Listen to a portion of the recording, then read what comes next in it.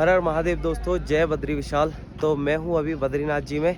कल हम आ गए थे बद्रीनाथ जी और मंदिर के दर्शन किए भगवान बद्रीनाथ जी के। तो वो ध्यान मुद्रा में यहाँ पे बैठे हुए हैं और जो मंदिर है वो नर और नारायण पर्वतों के बीच में बसा हुआ है और उसके पीछे है नीलकंठ पर्वत। भाई यहाँ पे बहुत ठंड बहुत है रात को तो, लेकिन अभी धूप निकल चुकी है तो सब नॉर्मल लग रहा है। और अभी आपको नज़ारे दिखाता हूँ। ये वो देखिए कितना शानदार नीलकंठ पर्वत है और इधर नीचे की साइड में कहीं पे रह जाता है बद्रीनाथ जी मंदिर और वहाँ पीछे की तरफ ये नीलकंठ पर्वत। इसका भी ट्रैक होता है नीलकंठ पर्वत के बेस तक, नीचे जड़ तक। वो शायद 17-18 किलोमीटर तक है और कितनी शान से खड़ा है भाई, कितना प्यारा। तो भाई अभी जा रहे हैं हम माणा विलेज की तरफ। तो यहाँ से 4 किलोमीटर है लगभग। भारत का आखिरी गाँव या भारत का पहला गांव भी कह सकते हैं। पहले तो लिखा होता था भारत का आखिरी गांव, लेकिन अभी उसे बदल दिया है।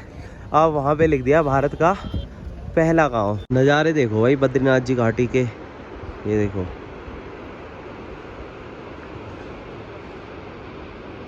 अभी मैं पहुंच चुका हूं उस जगह पर जहां पे बोर्ड लगा हुआ था। जब मैं पिछली बार आया था तो यहाँ पे लिखा था भारत का आखिरी गाँव, लेकिन अभी यहाँ पे लिखा हुआ है भारत का प्रथम गाँव, फर्स्ट इंडियन विलेज माणा। तो ये रहा मेरे पीछे की तरफ बोर्ड। तो भाई ये रहा भारत का प्रथम गांव। लोग फ़ोटो वगैरह खिंचा रहे हैं भाई मज़े से एकदम। फर्स्ट इंडियन विलेज माणा वो रहा पीछे की तरफ वहाँ पे। तो उधर ही जाना है अभी। भाई यहाँ पे ग्लेशियर देखिए कितना बड़ा है और ऊंचा है, लगभग 20 फीट ऊंचा होगा भाई ये। पहले जब आया था ग्लेशियर नहीं था, बस वाटरफॉल ही था इधर, लेकिन अभी तो बहुत ही बड़ा और ह्यूज।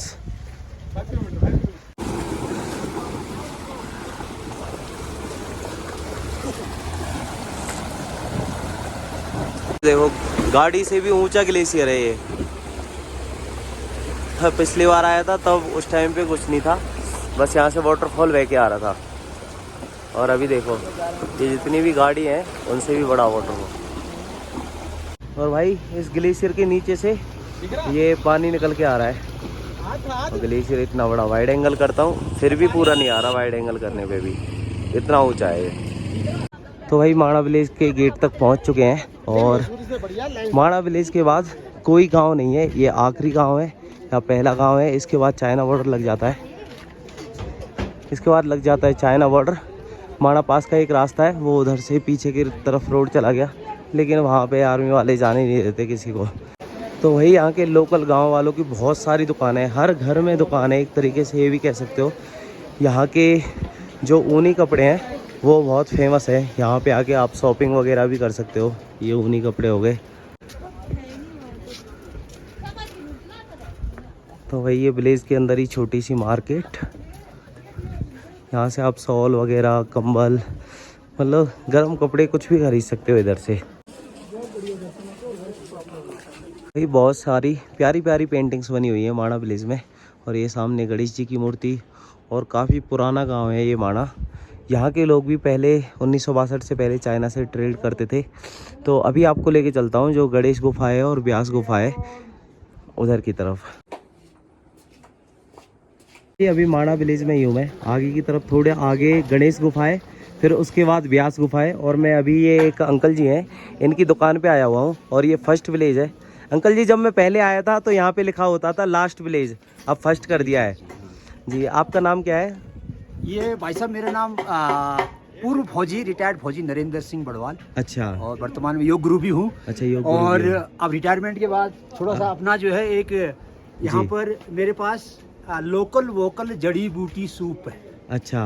मैं यहाँ की जो जंगल है, जो वसुधारा इधर ऊपर 12-13 हजार फीट से जड़ी बूटी लाता हूँ, जिसमें अमेसी बख्तरौल, बद्री तुलसी, माणा फूल, टिमरू बीज और बिच्छू घास। हाँ बिच्छू घास इधर वो भी होता है। सबका एक पाउडर बनाता हूँ और अपना एक रेसिपी बनाया है। ये भाई साहब ये है रेडीमेड पाउडर है और ये प्रत्येक पर कप जो है 30 रुपए में प्रोवाइड करता हूँ। पर कप कौन सा वाला? ये वाला कप है, ये वाला कप। अच्छा। और इसका मैंने यात्रियों के लिए उनके डिमांड पे पैकेट भी बनाया है। ये रेडीमेड पाउडर है जिसमें 8 कप बन जाते हैं। अच्छा। इसका कीमत 100 रुपए तो इसको कैसे लेना, सेवन कैसे करना होता है? केवल गर्म पानी इस्तेमाल करना है और तैयार पीने के लिए।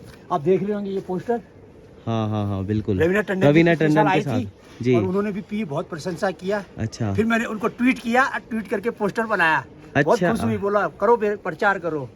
तो उसके बाद फिर जो है जी छोटे मोटे ऐसे पहाड़ी जानवर देख रहे होंगे आप। जी बिल्कुल, ये पहाड़ी जानवर, ये बरड़, हाँ भरड़, हाँ, और जो ये ऊपर होती है ऊपर होती है बर्फ, पहाड़ों में, बर्फीले चट्टान पे, इलाकों, ऐसे चट्टान पे चलती है भाई ये। हाँ चढ़ जाती है हाँ, बिल्कुल और ये आपका आइबेक्स, जी। ये सारे पहाड़ी जानवरों का कलेक्शन किया हुआ है। अच्छा। यात्री लोगों को बड़ा पसंद आता है, खरीद जी। के ले जाते हैं, बहुत प्रशंसा करते हैं और लोग अपना जो है फिर फीडबैक भी देते हैं। मेरा सूप पीने के बाद देखिए आप, अच्छा वो सभी के फीडबैक लगा रखे हैं एक आपने। छोटा सा दिल्ली में बुलाया था, पुरस्कार भी दिया है सूप पे जी जी जी। और ये लोगों का फीडबैक है, स्वीडन से आए थे, बुल्गारिया से आए थे, लंदन से आए थे। और ये डॉक्टर साहब है डिस्ट्रिक्ट चमोली के, CMO साहब। अच्छा और ये मेरा प्रमाण पत्र भी है, ये लाइसेंस भी गवर्नमेंट में दे दिया। जी बिल्कुल ठीक और है। ये सारे बेनिफिट लिखे हैं और ये सारे जो है इसमें इंग्रेडिएंट लिखे हुए हैं। तो यहाँ मेरे पास पे ये जड़ी बूटी के आइटम भी मिलते हैं। अच्छा जो जो मिलती है, अमेज, बद्री तुलसी, माणा फूल, कंडाली, ये तो टमाटर इसमें पाउडर, सूप में पड़ा हुआ है। बाकी ये हर्बल टमाटो सूप, सी बकथ्रॉन जूस, जी। सी बकथ्रॉन टी, कंडाली टी, जी। बद्री तुलसी टी, ट्रेडिशनल टी, जम्बू फरण, जड़ी बूटी धूप, जी सब ऑर्गेनिक है जी। और हेल्दी है। तो आप सर्दियों में कहाँ पे जाते हो? जी हम नवंबर में जब जैसे बद्रीनाथ बद्री विशाल जी के कपाट बंद हो जाते हैं जी। तो हम लोग चमोली और गोपेश्वर। गोपेश्वर जी। और घिंगनाड़, नेगवाड़ इधर अपने गांव में सभी छः अलग महीने अलग के लिए अच्छा वहाँ वहाँ रहते रहते हैं। सर्दियों में यहाँ बर्फ बहुत ज़्यादा पड़ जाती है तो यहाँ रहने लायक नहीं होता है, बिजली पानी सब कुछ भी नहीं, कट ठप हो जाता है, सब मतलब डैमेज हो जाता है, हाँ कोई फिर- सुविधा नहीं होती। फिर जब बद्रीनाथ जी के और कपाट जैसे खुलते हैं कपाट खुलते हैं उससे फिर हम थोड़ा आते हैं। पहले आ जाते हो? 2-4 दिन पहले सरकार परमिशन दे देती है, हफ्ते भर पहले, हाँ। ताकि आप अपना जो है टूटा फूटा है सही जो कर सके। सर्दियों में ग्लेशियर से टूट गए हैं मकान जी। वकान, उसको मरम्मत करके दुकान वकान तैयार करके और यात्रियों के लिए खाना पीना रहने की व्यवस्था कर सके। तो यहाँ पे खेती कौन कौन सी होती है? जैसे खेती भाई साहब यहाँ तो हमारी एक खेती है, आलू की खेती होती है खूब अच्छी। यहाँ की आलू बहुत फेमस है। हाँ मैंने सुना है आलू माणा के बहुत माणा फेमस की आलू इतनी फेमस है, इतना स्वादिष्ट है, है जी। लेकिन उत्पादन कम होता है तो ये सप्लाई नहीं कर पाते हम आगे। अच्छा बाहर एक्सपोर्ट नहीं हो पाता? बाहर नहीं जा पाता, थोड़ा बहुत सेल करते हैं जी। उसके बाद जो है ये फाफर होता है एक, हाँ फाफर होता है फाफर और जौ जिसका सत्तू बनता है जी। वो होता है। और यहाँ पे एक पेड़ की छाल की चाय भी बनाते हैं, वो भी होता है क्या? पेड़ की छाल की क्या चाय बोलते हैं में उसे? वो दूसरा होता है, उसको बोलते हैं अमेस। हाँ अमेस की पत्तियों का जी। उसमें चाय में घी डालते हैं, मतलब चाय पत्ती हाँ, के, वो हमारा वाली। ट्रेडिशनल टी में लिखा है ना, क्या बोलते हैं उसे? इसको हम अपना ट्रेडिशनल टी, अच्छा घी ट्रेडिशनल, का चाय, नमकीन चाय, ऐसे हाँ बोलते हैं ऐसा उसको। बोलते हैं कि अगर वो 1 गिलास या हाँ। 2 गिलास पी लिया तो हम खाने लोग की भी जो जरूरत है, नहीं है। अब सुबह वो काम करने से पहले 2 कटोरी वो जा पी लेते हैं। हाँ ज्या बोलते हैं क्या उसको। बोलते हैं, और इतना एनर्जी देता है जी। वो घी और चाय पत्ती और उसका बनाते हैं, इतना एनर्जी देते हैं। हम 1-2 बजे तक बिल्कुल कोई भूख ही नहीं भूख लगती। नहीं लगती है और पूरी ताकत रहती है शरीर में, तो- और ठंड भी दूर हो जाती है उससे। हाँ ठंड भी बहुत ठंड भी नहीं मतलब लगती। गर्म होती है वो वो। गर्म होती है वो। और यहाँ पे मतलब जैसे 1962 से पहले ट्रेड होता हाँ, था हम चाइना? 1962 से पहले हमारा तिब्बत व्यापार चलता था। वहाँ से यहाँ से हम लोग अनाज और जो है नमक वगैरह ले जाते थे, और वहाँ से ऊन लाते थे। ऊन लाते थे, ऊन और ऐसे लाते थे। बताते ऊन सोना भी लाते थे। हाँ, सोना भी होता था, ऊन भी होता था। फिर ऊन का काम हम खुद करते हैं, कताई बुनाई करके हम लोग जो है टोपी, स्वेटर, हाँ जैसे या आप मोजे वगैरह बनाते हैं, पंखी बनाते हैं, शॉल बनाते हैं, कालीन बनाते हैं। और फिर यात्री लोग अपना जो ये हमारा ये जियो टैग मिला है इसको, अच्छा ऊनी वस्त्र को जियो टैग दिया सरकार ने, GI tag. GI tag, sorry जी। GI टैग बोलते हैं। तो वो जो है लेते हैं लोग, हाँ फॉरनर लोग तो देख के आते हैं कि हाँ ये GI टैग है, लोग सोचते हैं ये तो फॉरनर लोग पकड़ ले जाते जैसे मैं वहाँ गया था मिलम ग्लेशियर, मिलम वैली में, जौहार घाटी में। हैं। जी हाँ, तो वहाँ पे भोटिया लोग रहते, तो आप भी भोटिया ही हम हो? भी भोटिया में आते हैं भाई। अच्छा तो हाँ, आपका उधर से भी लिंक रहता था? हम लोग पहले जो है जब व्यापार होता था ना, हाँ। तो तिब्बत में सब मिलते थे जी। तो वहाँ पर रिश्तेदारी और बन कनेक्शन गई, थे। दोस्ती वगैरह हो गई थी। जी जी जैसे लेकिन फिर भी जुड़े हुए हैं हम लोग। जैसे हमारा उत्तराखंड का राजधानी देहरादून है, देहरादून हाँ। में आपस में मिलते जुलते हैं और अपना जो है शादी ब्याह भी कर लेते हैं। अच्छा रिश्ता कर भी लेते हैं। तो नीति घाटी माणा में ही आती है या अलग अलग है ये दोनों? पूरा घाटी जो है ना, नीति माणा घाटी, 2 घाटी है, एक माणा घाटी ये है, माणा हो एक गई। नीति घाटी है। नीति में भी भोटिया है? नीति में भी भोटिया। अच्छा और जैसे उधर जाते दारमा वैली और उधर उससे आगे गुंजी वगैरह धारचूला से आगे उधर रंग कम्युनिटी होती है। रंग कम्युनिटी है, रंग। हाँ, वो थोड़े अलग होते हैं या भोटिया में? वो भी भोटिया, उनका तो लैंग्वेज थोड़ा हमसे चेंज है जी, पहनावा हल्का सा चेंज है, लेकिन जो है कई ट्रेडिशनल हमारे मिलते हैं उनसे। तो जैसे आप मतलब बहुत पूर्वजों से देखा जाए तो मतलब तिब्बत से बिलोंग करते हो या इंडिया से ही पहले? नहीं, हम लोग इंडिया में ही थे जी, लेकिन हमारा जब चाइना वार से पहले हमारा ज्यादा मूवमेंट तिब्बत की तरफ ज्यादा था जी। हम उसके साथ बिजनेस करते थे। हाँ। हम नीचे उत्तराखंड या उत्तर प्रदेश भारत उस तरफ कम जाते थे, बहुत कम जाते थे। 1-2 महीने के लिए बहुत सर्दी पड़ गई तब जाते थे। यहाँ रहने लायक नहीं है, तब नीचे को उतर जाते थे। तब भी उधर भी नीचे की तरफ भी आप सामान लेके व्यापार लेके और जाते फिर थे? वहाँ से हम लोग, हमारे घोड़े खच्चर बकरियां होती थी जी, ठीक है, फिर वहाँ जाके वहाँ से हम सामान खरीद के लाते थे, घोड़े खरीद के खच्चर में लाते लेके थे। आते थे, और जैसे मौसम ठीक हो जाता था तब हाँ। उसको लेके तिब्बत जाते थे, तिब्बत जाते थे माणा पास होते हुए। माणापा। तो इसलिए हमारा खान पान और थोड़ा लैंग्वेज वो तिब्बती लोगों से मिलता जुलता है, फेस वगैरह मिलता जुलता है, क्योंकि हम ज्यादातर वहाँ जाते 12 रहे। महीने में से जो है ना 11 महीने हम उसी तरफ वहीं पे रहते थे। 1 महीने इधर आते थे। तो जैसे यहाँ की लेडीजें रहती थी, आप लोग व्यापार के लिए जाते थे, तो वो बाकी का काम फिर इधर गांव का? यहाँ हमारी लेडीजें देखती थी, खेती बाड़ी अपना सब जो कुछ? है खेती बाड़ी करती थी, घर में बच्चों को देखभाल करना, जै- और हमारे जो है बुजुर्ग लोग जो है वो व्यापार में जाते थे। व्यापार। और मैं जैसे देखता हूँ उत्तराखंड का सबसे ज्यादा कल्चर भी जैसे माणा में, नीति में, वहाँ जौहार वैली में या धारचूला से ऊपर ऊपर इधर ही दिखता है, नहीं तो कल्चर, ये अपना जो कल्चर है बहुत लोकप्रिय कल्चर। हाँ, आपने थोड़ा प्रिजर्व करके रखा है। जहाँ यहाँ की हाँ, लेडीज है जी, वो भी अपना जो जी, ड्रेस है वो पहन के ही रखती हैं। वो हम यहाँ पर जो है यात्री लोग अपना उनका चाहत इच्छा होती है कि हम इस ट्रेडिशनल ड्रेस में हाँ। फोटो खिंचवाए, तो हम यहाँ पर वो व्यवस्था भी की अच्छा, है। वो भी व्यवस्था हाँ, करते वो हैं। हमारी जो है बुआ सास है वो पहनाती हैं, अच्छा और फिर लोग अपना फोटो खींचते हैं। जी। जैसे आप अभी भी आपका मंदिर है वहाँ माणा पास की तरफ? हाँ, हमारा चाइना बॉर्डर पे जो है ना, जी। तिब्बत बॉर्डर था पहले, हाँ, वहाँ पर हम देवताल है, देवताल है जी। देवताल पे हम अपने पूर्वजों की पूजा करने जाते हैं। जब तिब्बत व्यापार चलता था ना हमारा जी, तो हमारे भी 4 फादर्स जी, जी, जी। दादा परदादा, उन लोगों का एक्सीडेंटली डेथ हो गया उधर, अच्छा, करीब ग्लेशियर से हाँ, हाँ, और हाँ। कुछ जो है आंधी तूफान से।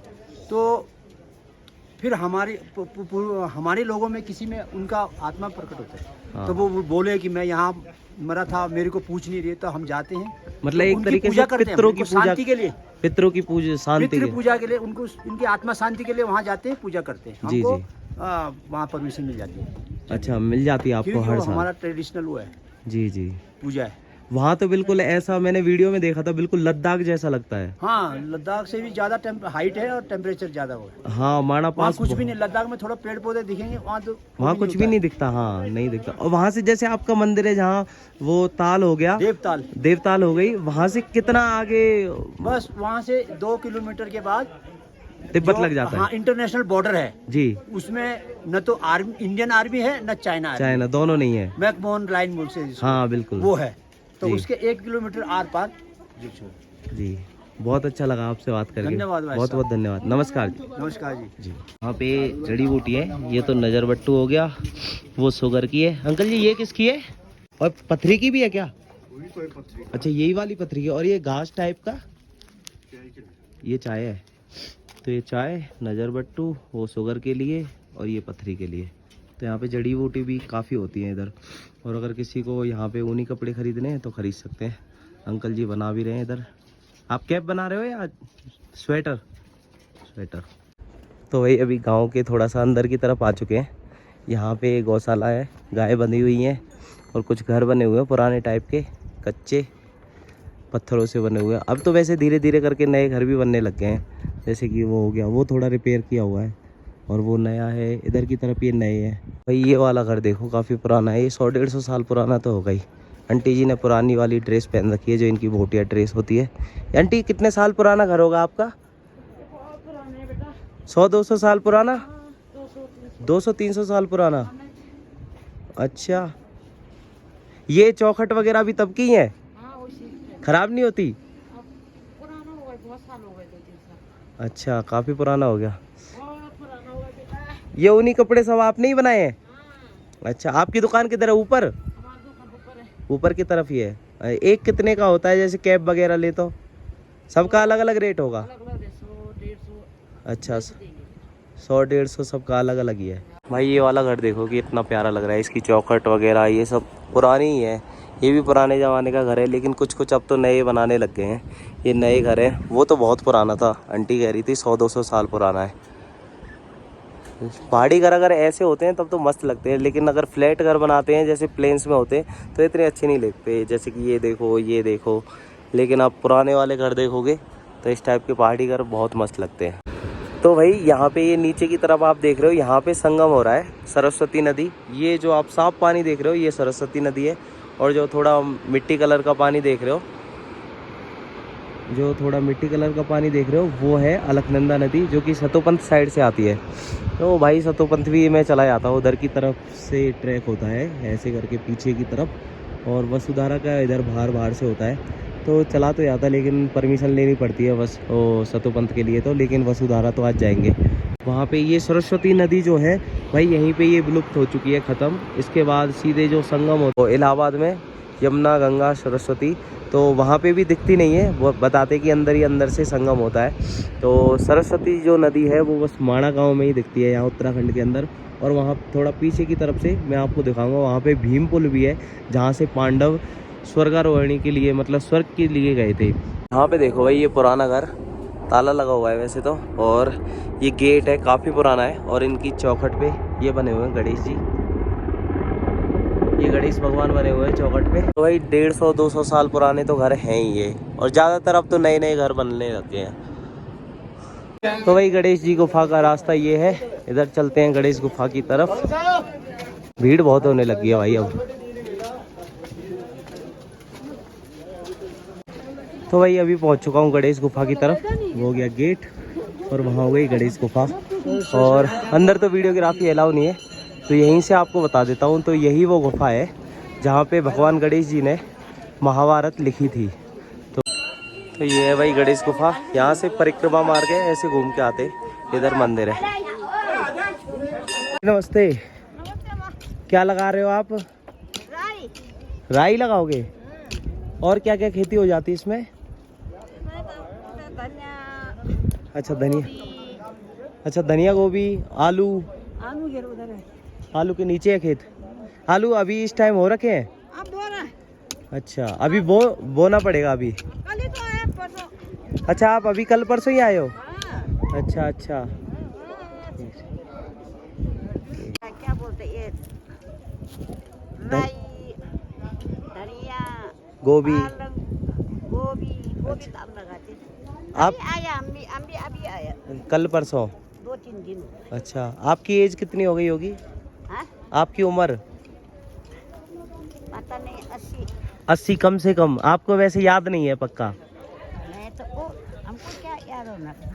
अच्छा हाँ, उस टाइम पे कोई याद भी नहीं रखता था पहले तो। हाँ, अभी इसको हाँ अंदाज से 80 के आसपास। हाँ ज़्यादा भी हो सकता है, कम भी हो सकता है। हाँ कम भी ज़्यादा भी जी। सरसों दूसरा साल का, वो पिछले साल का है बीज जो। हाँ बीज फेंका हुआ ना। हाँ अब वो आज हो गया, तो अब तो थोड़ा इसको बड़ा होगा तब बेचेगा। हाँ सरसों तो इस टाइम पे नहीं होता है, या इसको नहीं उखाड़ेंगे, सरसों छोड़ देंगे, खाली घास उखाड़नी है। घास। अच्छा ये बड़ा होगा ना, ये हो जाएगा बड़ा ये। अच्छा वो था, बर्फ था, वो था। हाँ इस वजह से अभी नहीं। वो तो ऊपर नहीं हुआ। भाई ये है यहाँ के लोगों का कुछ जीवन, खेतीबाड़ी करते हैं, थोड़ी बहुत ही होती है, और 6 महीने यहाँ पे रहते हैं। आलू वगैरह होता है यहाँ पे, सरसों भी थोड़ी बहुत होती है। फिर उसके बाद यहाँ पे धान गेहूँ वगैरह होती नहीं है, ठंड बहुत पड़ती है इसलिए।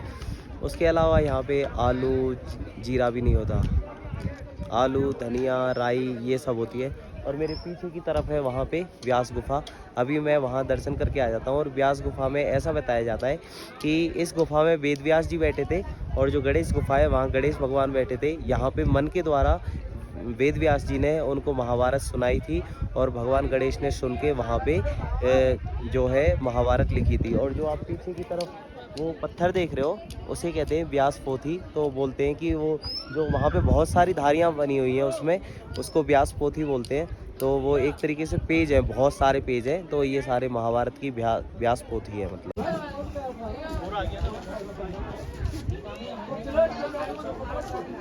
अभी जा रहा हूँ मैं सरस्वती नदी जहाँ से निकल रही है उधर की तरफ।